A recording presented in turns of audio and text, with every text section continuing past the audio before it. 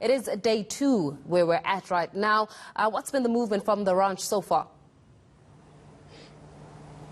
It's very quiet here outside the ranch. I can tell you that one believes that those South Africans who are inside behind me have a sigh of relief. Today they will be waking up in a home soil. They will be able to communicate with their family members. The worst is over for them, and right now I would assume that they are just gathering there, basically appreciating the fact that it's over.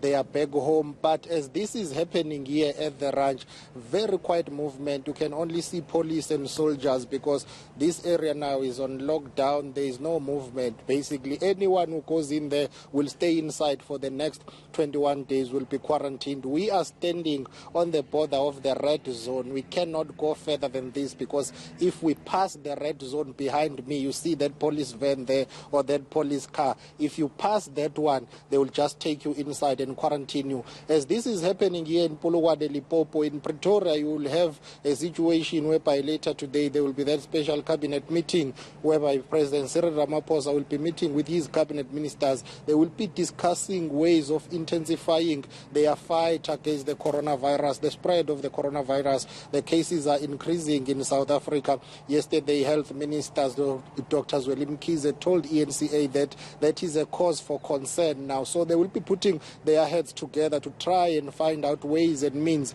of dealing with the spread of the coronavirus in the country. Let me tell you that even though numbers are increasing, but South Africa is nowhere near any other European countries that have seen a sharp rise and sharp increase, becoming an epicenter of the coronavirus now as we speak. But some of the things that will be on the table during that cabinet meeting, we anticipate and expect that it will be the growing calls, for travel restrictions, travel bans. You have calls for massive gatherings, public gatherings to be stopped.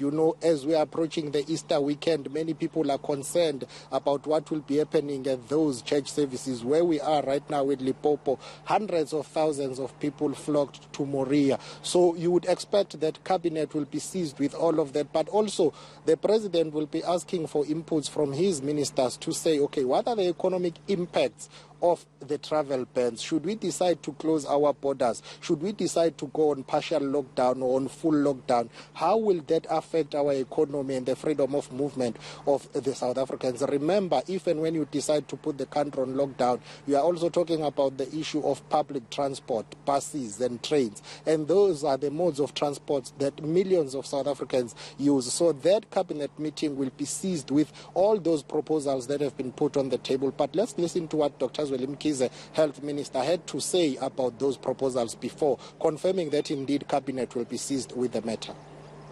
Every one country tries to assess its own situations to see what's the best response. What we want to do from our side is to make sure that we follow the best available scientific method of reducing the spread from one person to the other, but at the same time we must also monitor what other decisions need to be taken to reduce the infection without having to create a paralysis in the system and the economy. There's been a number of questions being asked.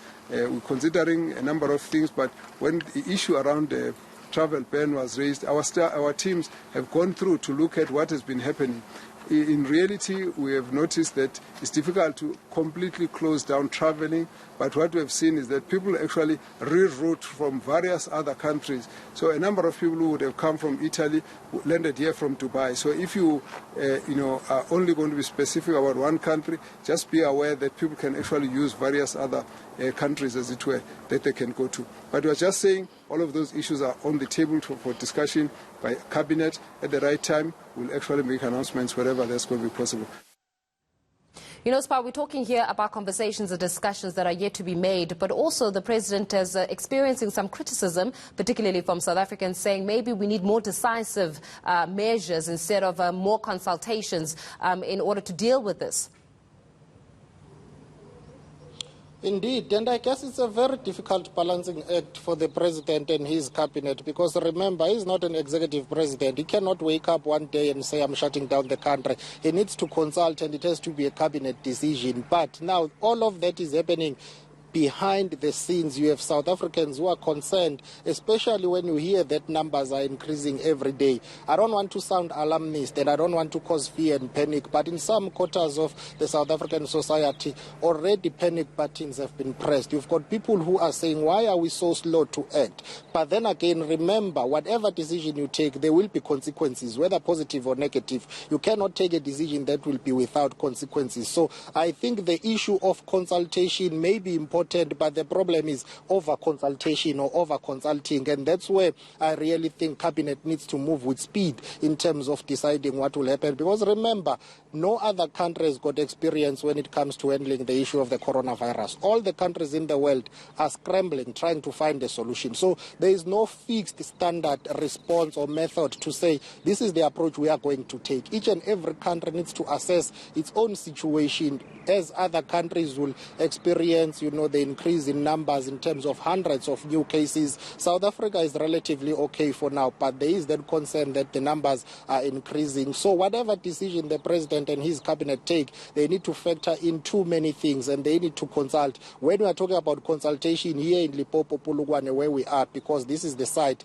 the quarantine site now. Later on today, about 3 p.m., the MEC for Health, that is Dr. Cyril Ramaphosa, will be meeting with religious leaders, the Council of Churches, because there are also concerns in this area. And as I've alluded earlier on, that you've got the Easter weekend coming up. The bulk of people in this province are very religious. Hundreds of thousands will be undertaking that Easter pilgrimage. So there are fears, there are concerns, people are worried, but what is important is to make sure that the country acts and moves with speed, because this thing is spreading globally. Let's listen to what Dr. Cyril Ramaphosa had to say now about the people who are kept here at the ranch resort behind me, what social liberties they have, and how are they going to go on with their lives during this period of quarantine that's about 21 days. Let's listen to her.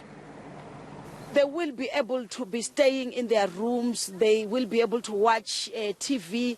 They will be able to have access to internet. They will be able to have access to the whole, to what is happening outside them. But what we are saying here is that we're just isolating them. We're just doing a precautionary measure to make sure that they are not in contact, for in case if that virus is in their system, still in its incubation period, we allow that virus to expose itself, because it takes time. So once it exposes itself, we'll be able to deal with it. But if it doesn't expose itself, we'll release them to join the public.